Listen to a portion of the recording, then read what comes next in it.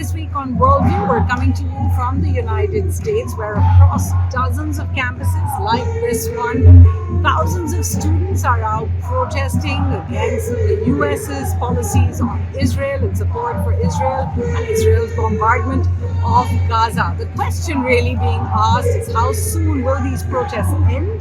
And could they actually get much bigger? We're going to talk a little bit about that here on Worldview this week with Lisa Hasani Heather. We also are going to look at where the US elections are today, what's the status of the polls, as well as what US foreign policy now means for those elections. Finally, of course, as we always do, talk a little bit about how India should view the situation in the United States right now, how India could be affected.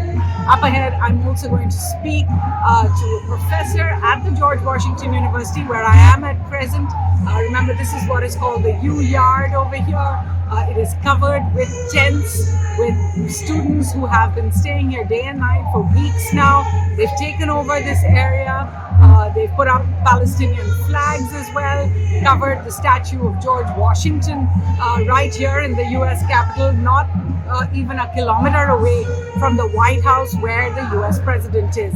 The sounds that we've heard from around the country, whether it's Columbia University, UCLA, and others, have really resounded around the world. Police have arrested many of the protesters. They broke a big siege of a college building in New York.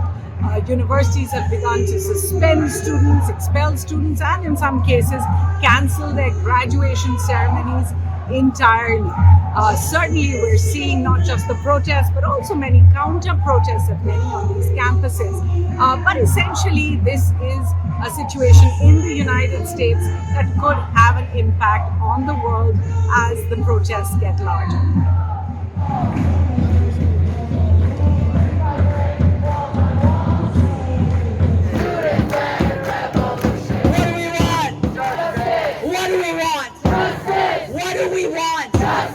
Go back home. Go back home. We don't want.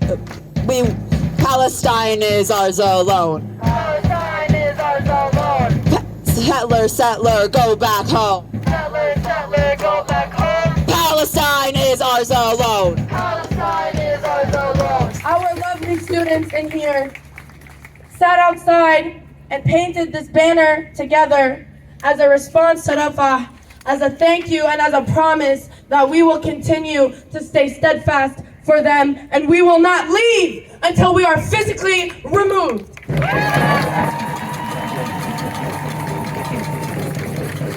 We've all seen the images, and they put to the test two fundamental American principles. The first is the right to free speech and for people to peacefully assemble and make their voices heard.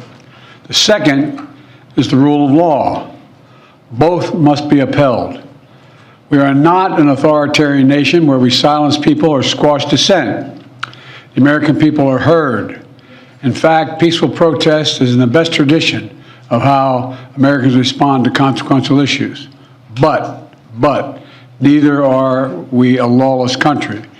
We are a civil society, and order must prevail. The Biden protests that are going on are horrible. It's all caused by him because he doesn't know how to speak. He can't put two sentences together. He's got to get out and make a statement because the colleges are being overrun in this country. The anti-Semitism, all of the problems going on, they're being overrun. I've never seen anything like it. Now that we are here, let's also tell you where the US election campaign is at present. We're about 2 months from the Republican National Convention. And at the moment, it certainly seems as if Donald Trump is going to be the candidate, despite the cases against him, despite the seriousness of some of the charges against him. He is far ahead of his rivals. We're also about 3 months away from the Democrat National Convention.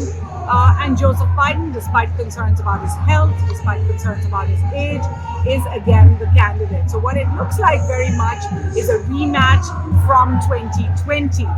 Like 2020, and if you look at the polls now, you're seeing polls like the NPR poll, the Pew Research poll, as well as the YouGov Economist poll, all showing Biden and Trump neck and neck, 49-48, with one of them up, one of them down, but really not that much difference between them. Very much like the 2020 elections as well. However, what is different in this election is perhaps the fact that foreign policy issues, at least at this point in the election, 6 months before polling date on November 5th, foreign policy issues seem to be quite key, and three in particular seem to be dominating the discourse at this time. The first, of course, is the Israel-Gaza conflict, and what we're seeing in particular is the campuses erupting, the demographic of young students very much upset with the Biden government support for Israel in the last few months. But we're also seeing the American politicians on both sides of the divide double down on America's support as well as assistance for Israel. They cleared another package, which we'll tell you about in just a bit.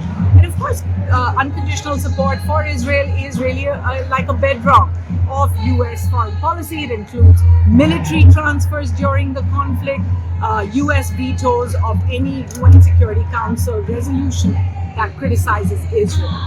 The difference between President Trump and President Biden is not likely to be much on this particular issue.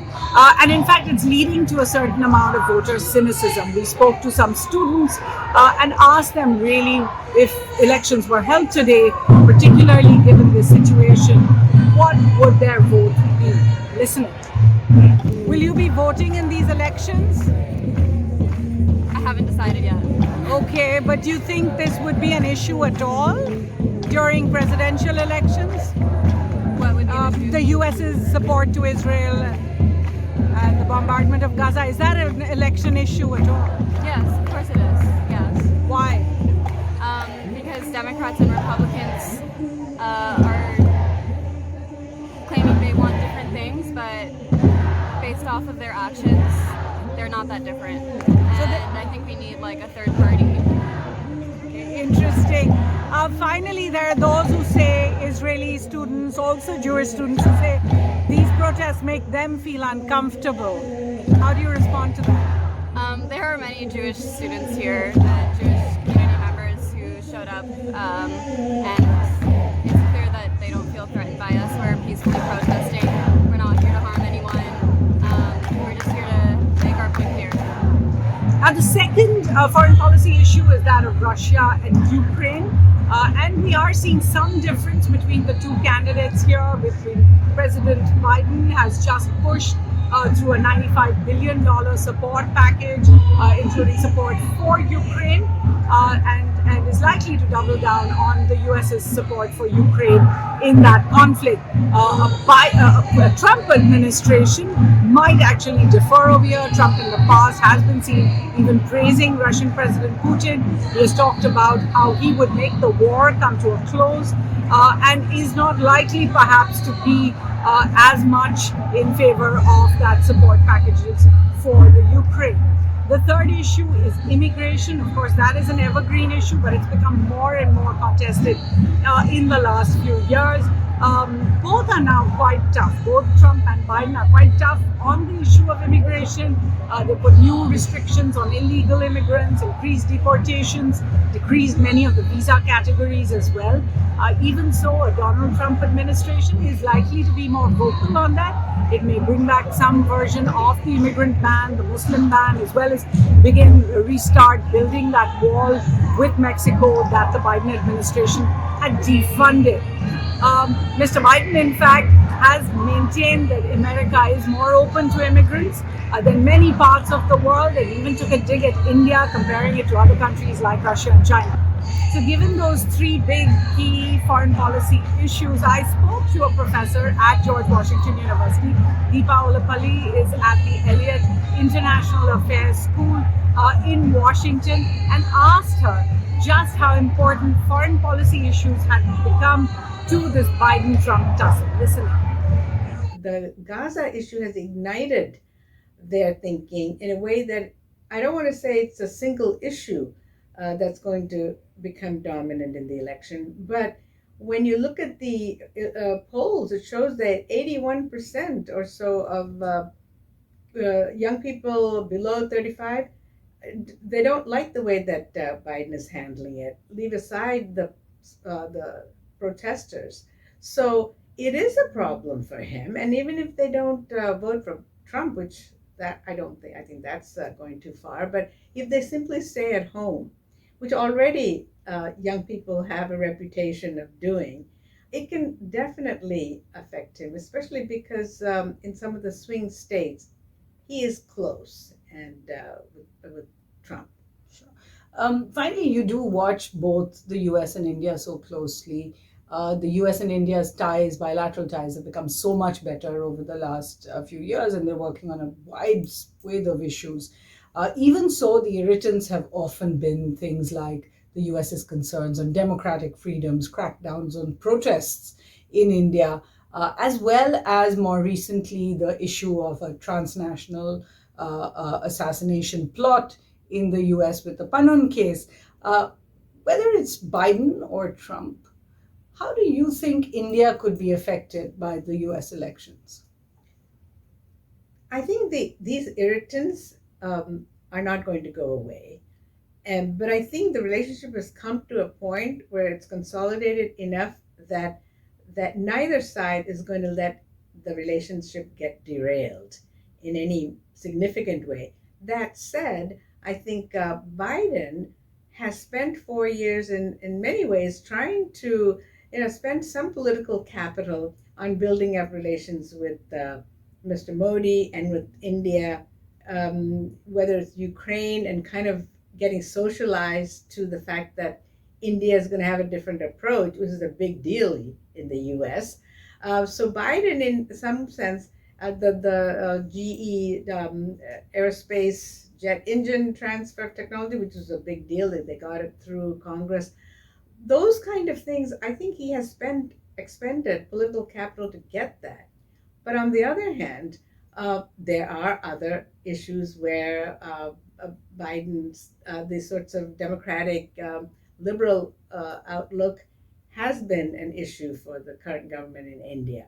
But on the other side of it, Trump may not have any issues with these sorts of smaller things like the human rights and so forth. On the other hand, he's going to, I think, come in with his eyes laser focused on economy and protecting U.S. interests. And one of the things he's probably going to do is look at the fact that there's a trade surplus that India has with the United States. On the other hand, he's probably going to wind down Ukraine one way or the other, which would be a good thing from the Indian side. But the Gaza, it's very unpredictable. You never know what Trump is going to do. It could be something as simple as Netanyahu doesn't, it bruises Trump's ego somehow by doing what he wants to, and he may react. You never know with Trump on that front. Professor Ollapally, there, particularly on that question of how India is affected or how India is seeing events in the US. Remember, New Delhi has often objected when Western countries have criticized crackdowns on protests in India. So while the MEA did take a chance to take that dig at the US crackdown on student protesters, it's also made it clear that Indian students must actually follow the laws in the US and not get involved in protests unless they are permitted to. Listen in to what the Ministry of External Affairs said this week about the US protests. In every democracy, there has to be the right balance between freedom of expression, sense of responsibility and public safety and order. Democracies in particular should display this understanding in regard to other fellow democracies. After all, we are all judged by what we do at home and not what we say abroad. And as far as your question regarding Indian students is concerned, we are always in touch with Indian students, and as and when there are issues which have to be resolved, we'll look into it. More broadly, of course, India's relationship with the US and the relationship with Israel in particular has been much closer in the last few years. And the US and India are actually very much on the same page on many of the issues, surrounding Israel when it comes to the terror attacks. Even so, India has increasingly been criticizing the Israeli bombardment of Gaza as well. India voted for a ceasefire after abstaining once at the United Nations General Assembly, and has also spoken up very much for the two-state resolution for Palestinians. Listen in to the External Affairs Minister S. Jaishankar's words. On the one hand, what happened on October 7th was terrorism. Every response must take into account something called international humanitarian law. And the fact is that whatever the rights and wrongs of the issue, there is the underlying issue of the rights of the Palestinians and the fact that they have been denied their homeland. Finally, on the Russia-Ukraine conflict, India has had a decidedly divergent position from the US, and while the Biden administration has accepted India's continued ties with Russia, the import of oil, it remains to be seen what a Trump administration would actually accept. Remember, in 2018, India accepted the Trump deadline to zero out on oil imports from Iran and Venezuela. So India did in the past actually accept US sanctions, but on Russia it has stayed firm. It remains to be seen whether a Biden or a Trump administration in the next term would change that. Finally, on immigration, India may face more of a pushback from the US to take back Indian illegal immigrants. Remember, Indians make up an estimated 725,000 of the illegal immigrants, about 10 million in all.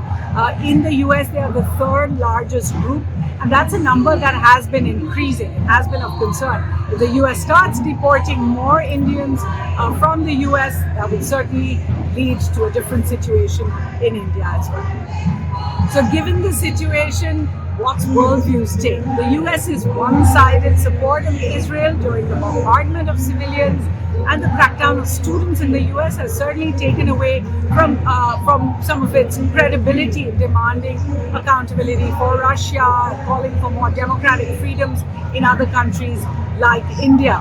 However, given that these policies really are bipartisan and the outcome of the US election as a result is unlikely to actually depend on those foreign policy issues we spoke about, they might depend instead on the turnout of Biden and Trump voters later this year than on their specific positions per se.